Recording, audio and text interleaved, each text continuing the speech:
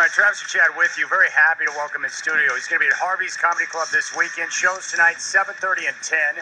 Go to harveyscomedyclub.com. One of the best young comedians in the game right now, Adam Hunter, in studio. What's up, bro? Hey, thanks for having me. That's great, man. So your first time to Portland. Yeah.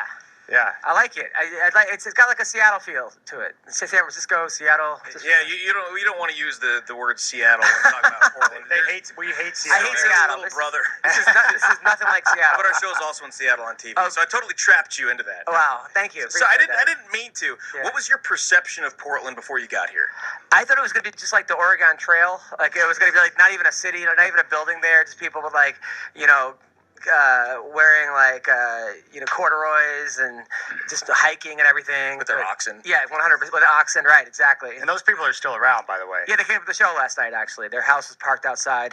It was nice. And when you see the bumper sticker, "Keep Portland Weird," I mean that's not just like a slogan or a saying. Like here, it's a way of life. People take that very seriously. Like we want to be unique here, a little bit strange, a little bit weird, and you see that across the board with the way people roll, their Oregon Trail, and of course politics. It's a different type of vibe. I love it. I really do. What's the worst place that you've ever rolled through and done a show at? And you're like, I never want to come back here again.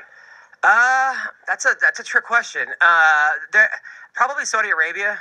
I did a show for the military. Really? I did a show for the U.S. military in Saudi Arabia, and there was religious police walking around making sure that you followed the Quran. And there was a place called Chop Chop Square where they chop off your arms if you caught stealing and stuff. So like I wanted to open up a T-shirt company. Like I lost my arm, a chop shot, like a one sleeve shirt. But yeah, that was probably the worst place I've ever been. That's probably not a good place for comedians to roll, right? Because certain things you can't say there that you could say here. Yeah, like I couldn't get stoned there, like because you literally get stoned. People would like to throw rocks at you and stuff. I'm sorry, Adam. That word's inappropriate. We're Yes. gonna take you out back now. We're gonna cut off your arm. 100%. It's like Muhammad, the worst words you can say over there. You're not even allowed to say the word. I wasn't even gonna chance it. Yeah, not even chance it. Yes, 100%. That's probably a good idea because normally, like as a comic, you might you take chances, right? You're like I'm just gonna go with it. If it crash and burns, I'll try a different one in another show. Over there, you don't take any chances. Right, 100%. I try to. I try to I never know where I'm gonna be. Like last week, I did comedy in an octagon ring. Somebody invited me to like their fight in Colorado, and then so I had a theater show the night before. And the next day, they're like, "Hey, want to do some show during intermission?" Which I didn't, but it was the guy that was paying me that was asking me. So I'm like, "All right, if it helps you." The next thing I know, I'm in an octagon, and people want to see fights. And they're seeing me. And then there was a time I got attacked at a wedding. If you look at comedian attacked at wedding on YouTube, that's me. And so like they hired me to be the minister and to marry the couple, but didn't tell anyone that I was actually a comic and told me to roast everybody.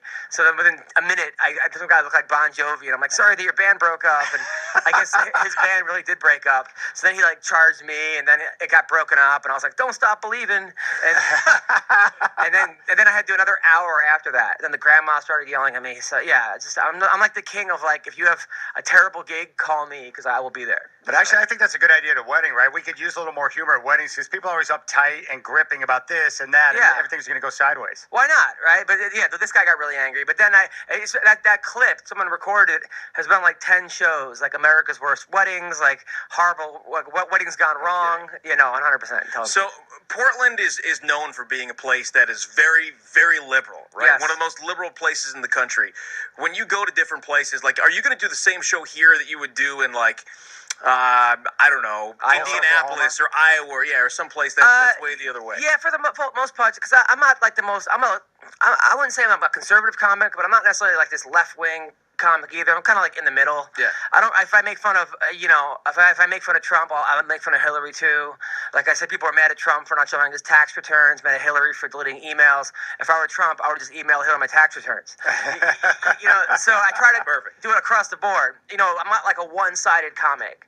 I try. That's probably like sometimes hard because if you actually listen to what people saying, you're like, wow, I can see where they're both coming from.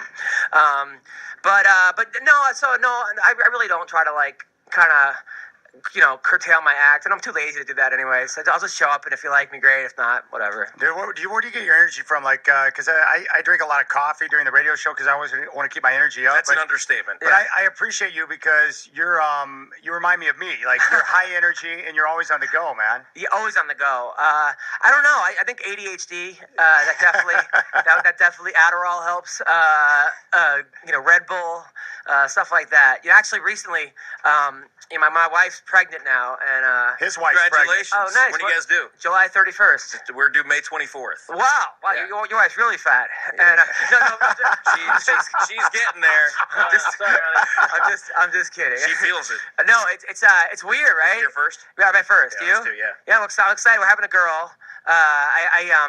So I'm excited. I'm really, really excited. I had to tell her parents that I got her daughter pregnant, so I got her a gift that wasn't really wrapped. And they're like, you're not really good at wrapping things. I'm like, speaking of which,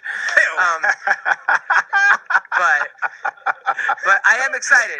I totally am excited about having a baby. I just got to keep my daughter away from drugs. So Yeah. she's not allowed near my stuff.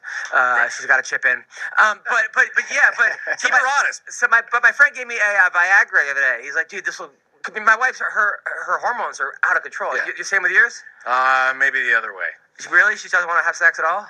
It hasn't been the most. How do I put that? Yeah, it's been dry for a while. It's been dry. Yeah. Wow, that's pretty putting it very dry. Yeah. Okay, yeah, good for you. So you cut to the close up.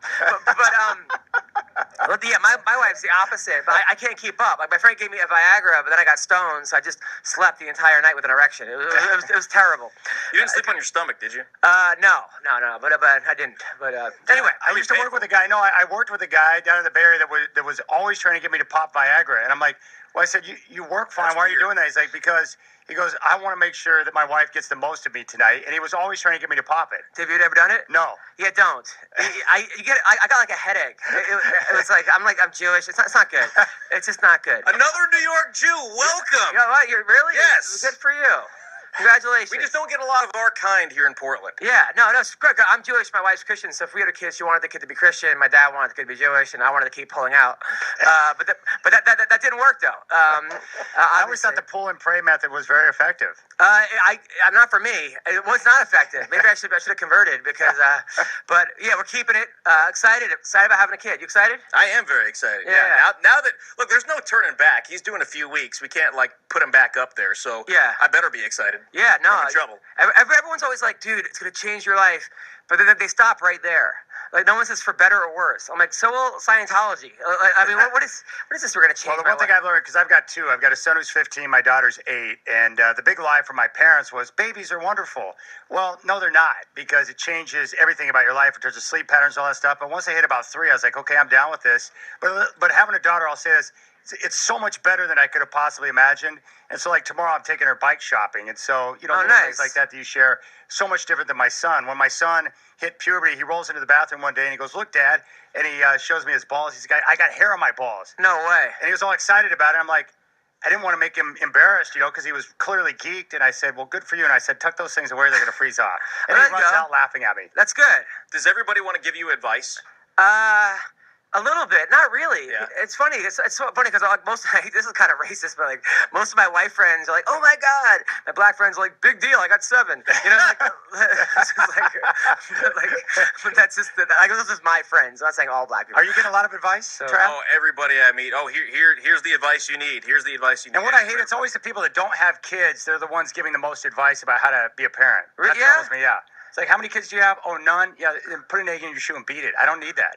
I'm excited though. The sex is a little weird though, right? I mean, well, you're not having. I wouldn't know. But I have a lot of doggy styles going on, just because, it's just a lot of that. And then I don't know what to grab because if I grab the belt around, I feel like I'm gonna feel a kick. It's bad, but it's all good. Excited about having a baby. Awesome, man. Yeah. So Did you guys have a name picked out? Violet. I like Violet. Yeah. My cousin was like, named the kid to where it was conceived. They conceived the kid to Weston. They call their kid Weston. I'm like, great. So my kid will be called Grandma's Futon. And that probably wouldn't do too well. All right, he's going to be live at Harvey's Comedy Club tonight, 7:30 and 10. You got to check out the show. Adam Hunter here on the RipCity Drive with Travis and Chad. Man, welcome to Portland, buddy. Thank you guys. Thank you for very coming much. down, man. Thank you guys. All right, when we come back, the second round of the NFL Draft is going to be underway. Travis and I are going to tell you what we're looking for on day number 2.